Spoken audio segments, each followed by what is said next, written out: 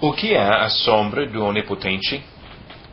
Um artigo do boletim O que está escrito, janeiro de 2005, escrito por Dennis Allen. O que é a sombra do Onipotente?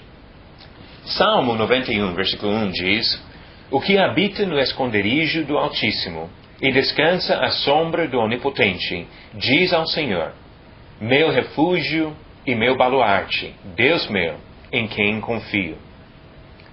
Antes de comentar sobre este texto, consideremos os significados bíblicos da palavra sombra.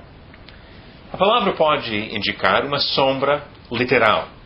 Muitas vezes o sentido é literal. A luz é bloqueada ou a escuridão resulta da ausência de luz. Pode ver exemplos disso em 2 Reis 20, 9 a 11, Neemias 13, 19 e Atos 5, 15. A sombra traz alívio do calor do sol. Jó 7, versículo 2 e outras passagens.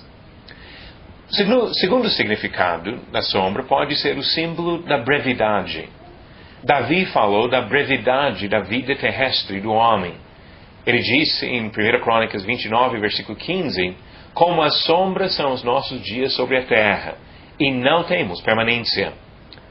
Salmo 144, versículo 4 diz: O homem é como um sopro, os seus dias como a sombra que passa.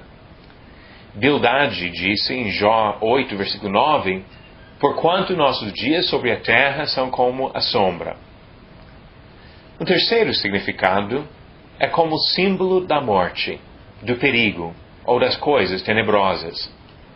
Jó falou no capítulo 10, versículo 21 e 22 do livro com o nome dele, sobre a terra das trevas e da sombra da morte, onde a própria luz é tenebrosa. Davi falou do vale da sombra da morte, Salmo 23, versículo 4, e vários outros trechos. Um quarto significado é como símbolo de proteção e refúgio. Jotão falou, embora em tom de ironia devido à presunção de Abimeleque, da proteção que um rei oferece aos seus súditos. Juízes 9, versículo 15. Os judeus procuravam, em vão, refúgio na sombra do Egito. Isaías 30, versículos 2 e 3. O rei Nabucodonosor foi comparado a uma árvore dando sombra e proteção. Daniel 4, versículo 12. A ideia da sombra de proteção vem do alívio e proteção do calor, citado acima. Veja o exemplo em Jonas 4, versículos 5 e 6. E um quinto significado de sombra na Bíblia é como símbolo da ignorância espiritual.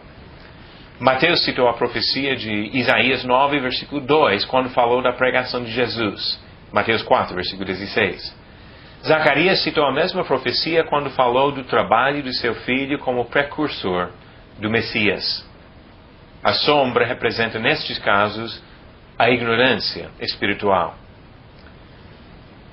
E mais um significado: a sombra pode indicar uma imagem imperfeita de uma realidade maior. Paulo disse que as coisas do Antigo Testamento eram sombras das coisas de Cristo. Colossenses 2, 17. A mesma ideia que encontramos em Hebreus 10, 1. O tabernáculo dos israelitas era uma sombra da aliança de Jesus. Hebreus capítulo 8 e 9. Várias vezes a Bíblia fala sobre a sombra de Deus. Em qual desses sentidos devemos entender a sombra do Senhor? Textos como Salmo 57, versículo 1, deixam claro o sentido de proteção oferecida aos homens. Tem misericórdia de mim, ó Deus, pois em ti a minha alma se refugia. À sombra das tuas asas me abrigo, até que passem as calamidades. Olhamos também para passagens como Salmo 36, 7, 63, 7, 121, versículo 5. E Isaías, capítulo 4, versículos 5 e 6. Capítulo 32, 1 e 2. E capítulo 51, versículo 16. Quando a Bíblia fala sobre a sombra do Onipotente, entendemos que cita a proteção daquele que estende o seu tabernáculo de proteção sobre os fiéis, como diz Apocalipse 7, do versículo